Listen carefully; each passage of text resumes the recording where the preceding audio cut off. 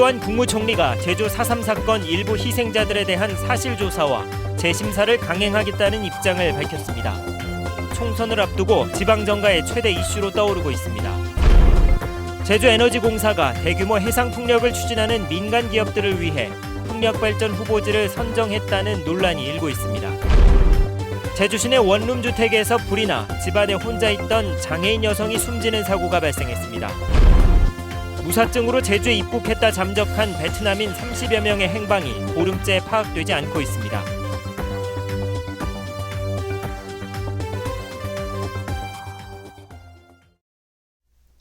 여러분 안녕하십니까? 뉴스데스크 제주입니다.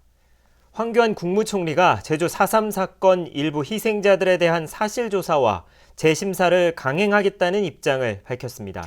총선을 70여일 앞두고 4.3 문제가 지방정가의 최대 이슈로 떠오르고 있습니다. 조인호 기자입니다.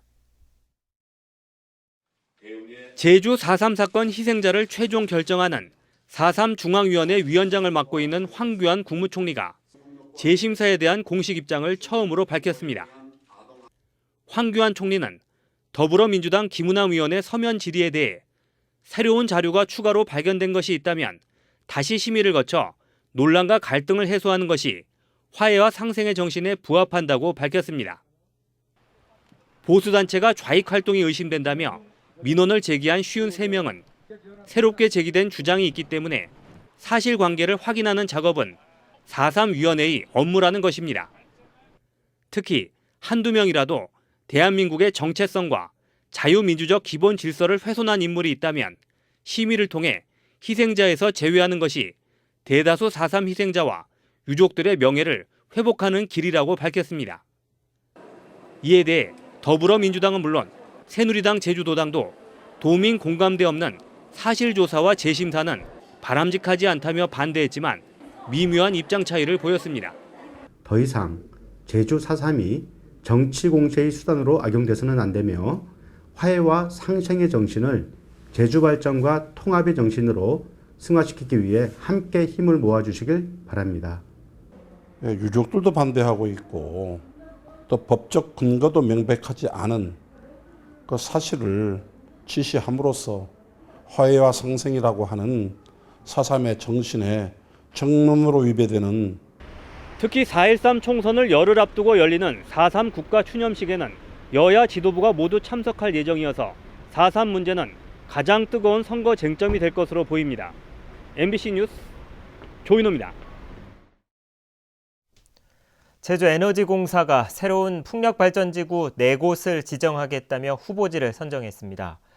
그런데 당초 공모 내용과 다르게 선정이 이뤄진 데다 개발 방식까지 정해놔서 짜맞추기 심사가 아니었냐는 의혹마저 제기되고 있습니다. 김현선 기자가 보도합니다.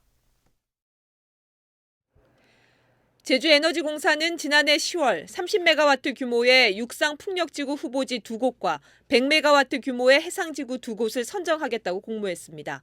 하지만 당초 공고 내용과 달리 육상 1곳과 해상 3곳을 후보지로 지정했습니다.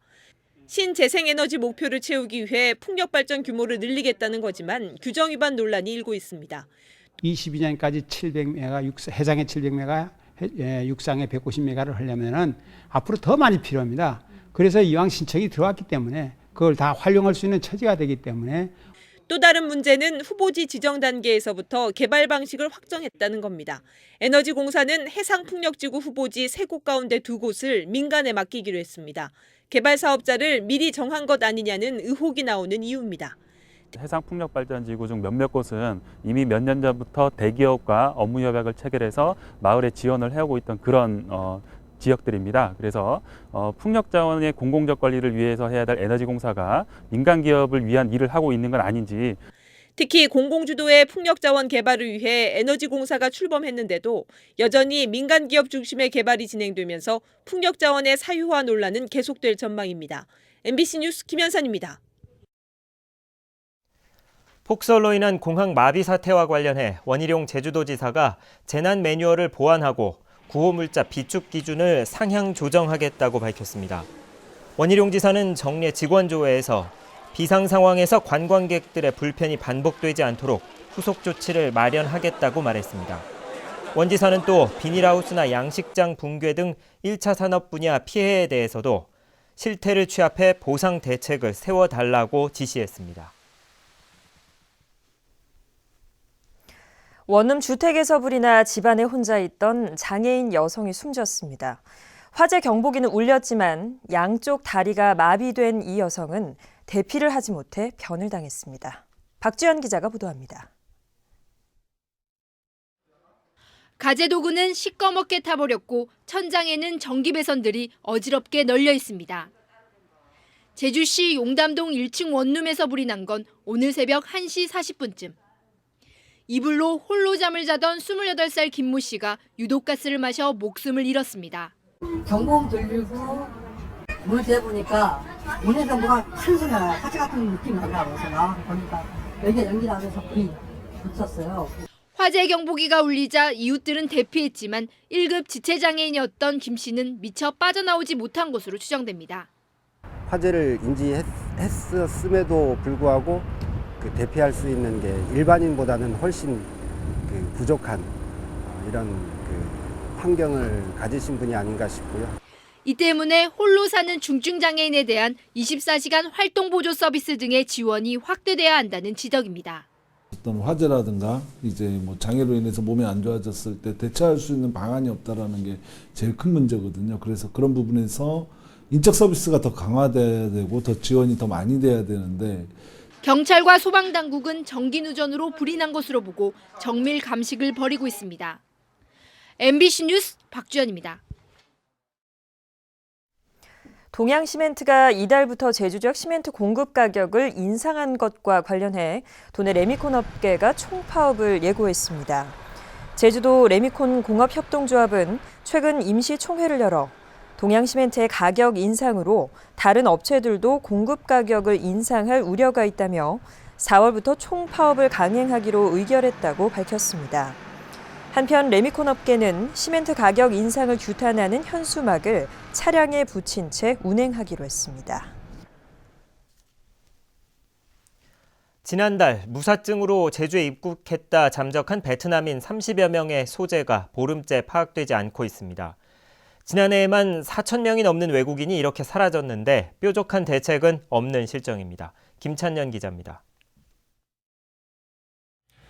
젊은 여성들이 모텔방에서 짐을 들고 밖으로 나옵니다. 잠적한 지 이틀 만에 제주 출입국관리사무소 직원들에게 붙잡힌 베트남 관광객들입니다. 비자 없이 제주공항을 통해 입국한 베트남 관광객 59명이 숙소를 무단 이탈한 건 지난달 13일. 이 가운데 28명은 근처 숙소나 농공단지에 불법 취업했다 붙잡혀 출국 조치됐습니다. 500만 원에서 1,000만 원씩을 받아 챙긴 베트남인 알선책 2명도 검거됐지만 사건은 아직 종결될 기미를 보이지 않고 있습니다. 마지막으로 숙소 2군데에서 9명이 붙잡힌 지 보름이 지났습니다. 하지만 출입국관리사무소는 나머지 31명에 대한 소재를 전혀 파악하지 못하고 있습니다. 아직 제주도에 숨어 있는 건지 이미 육지로 빠져나갔는지 오리무중입니다. 사실상 확실한 첩보가 없어서 그냥 과거에 갔던데 아니면 또 이사한데 이제 오신 사람들이 지나고 있지 않나 싶어서 탐문하는 거라서.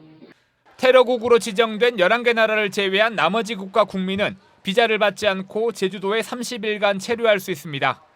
이 점을 악용해 지난해 제주도로 입국했다 잠적한 외국인 관광객은 4,300여 명. 하루 평균 12명에 이르지만 법무부는 이 가운데 몇 명을 검거했는지 공개할 수 없다고 밝혔습니다. MBC 뉴스 김찬년입니다. 제주도가 옛 탐라대 부지에 UN 식량농업기구 세계수산대학을 유치하기로 했습니다. 제주도는 최근 부산과 전남 등 5곳과 함께 해양수산부에 유치 신청서를 제출했고 도의원, 제주대 교수 등으로 구성된 세계수산대학 유치위원회를 구성했다고 밝혔습니다. 세계수산대학은 양식기술과 수산자원관리, 수산사회과학 등 3개 학부에서 석사와 박사과정 100명을 교육하며 국내 후보지는 오는 19일에 발표됩니다. 다음은 희망 2016 나눔 캠페인 성금을 보내주신 분들입니다. 예수영농조합법인 오정은 대표가 100만 원을 맡겨주신 것을 비롯해 늘해랑 로터리 부정녀 회장과 회원들이 20만 원, 동부소방서 119 구조대 직원들이 25만 원, 법무사 김강일 사무소에서 30만 원, 한라초등학교 서사랑 학생이 15만 6,090원을 보내주셨습니다. 감사합니다. 희망 2016 나눔 캠페인이 역대 최대 모금액을 달성했습니다. 제주도 사회복지공동모금회는 지난해 11월 말부터 70일 동안 진행된 캠페인에서 목표액보다 6억 원이 많은 39억 4천만 원을 모금했다고 밝혔습니다. 이에 따라 목표액의 1%가 모일 때마다 1도씩 올라가는 사랑의 온도탑도 117.7도를 기록했습니다. 관광경찰 발대식이 오늘 제주시 아라동 자치경찰단에서 열렸습니다. 관광경찰은 공항만과 바오젠거리, 중앙지하상가 등 주요 관광지에서 외국인 관광객을 위한 통역 서비스와 불편사항 해소, 범죄 예방 활동을 벌이게 됩니다. 관광경찰 출범은 서울과 인천, 부산에 이어 전국에서 4번째로 제주자치경찰단에 관광경찰과가 신설됐습니다. 제주지방경찰청이 제20대 국회의원 선거 수사 상황실을 설치하고 본격적인 단속 활동을 시작했습니다. 총선 수사 전담반은 불법 선거에 대한 첩보를 수집하고 인터넷 게시글을 통한 후보자 비방과 허위사실 유포 행위 등도 감시합니다. 경찰은 금품 살포와 향응 제공은 원칙적으로 구속 수사하겠다고 밝혔습니다. 오늘 아침 8시쯤 제주시 애월항 부근 해상에서 제주 선적의 4,900톤급 모래 운반선 D호가 암초에 걸려 좌초됐습니다. 해경은 1,500톤급 경비 함정을 보내 D호를 구조한 뒤 사고 발생 6시간 만에 애월항에 입항시켰고 인명피해나 해양 오염은 없었습니다. 탄소 없는 섬 성공과 안정적인 전력 수급을 위해 제주도와 한국전력거래소가 업무 협약을 체결했습니다. 이번 업무 협약에 따라 두 기관은 공동으로 미래 전력 수급 영향을 분석하고 전력 인프라 확충과 운영 계획을 마련합니다. 제주도는 오는 2030년까지 탄소 없는 섬을 만들기 위해 차량을 모두 전기차로 대체하고 신재생 에너지로 도내 전력 사용량 100%를 공급한다는 계획입니다. 고 김광협 시인의 문학 사상을 기리는 김광협 문학상이 제정됩니다. 서귀포시는 시 개간지 발견과 한국예총 서귀포지회, 김광협 시인 유족 측과 업무 협약을 맺고 오는 12월 첫 수상자를 선정하기로 했습니다. 1941년 서귀포시 호근동에서 출생한 김광협 시인은 제주어 시집 도라르방 어디감수광 등을 펴내 대한민국 문학상을 수상했고 지난 1993년 53세로 타계했습니다. 뉴스데스크 제주였습니다. 시청해주신 여러분 고맙습니다.